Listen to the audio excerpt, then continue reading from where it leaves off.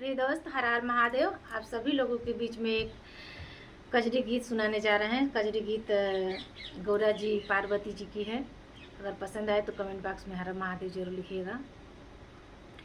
गौरा फूल लोढ़े गईली फूलवरिया,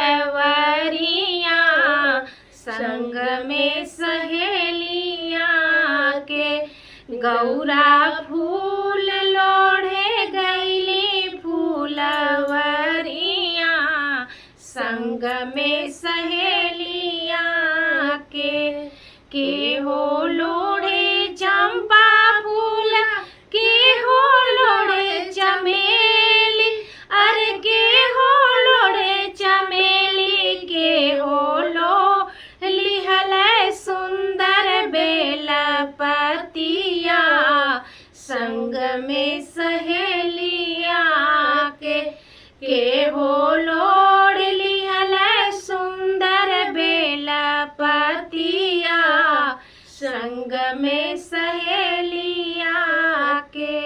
सीता लोढ़े चंपा फूल, राधा लोढ़े चमेली, अरे राधा लोढ़े चमेली, गौरा लोढ़ी हली सुंदर बेलपतिया, संग में सहेलिया के।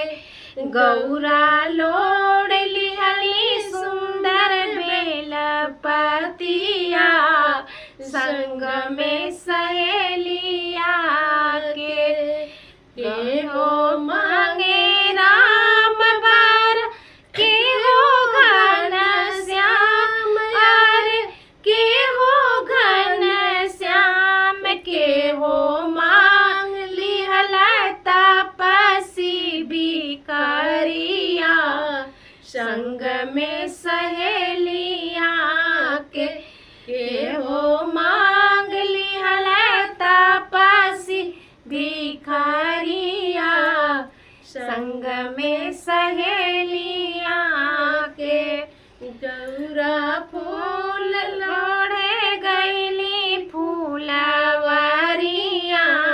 संग में सहेलिया के।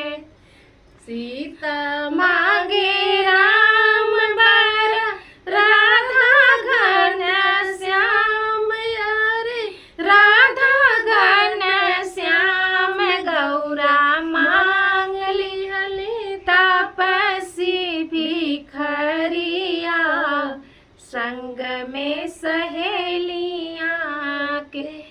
गौरा मांग लिहली तपसी भिखरिया, संग में सहेलिया।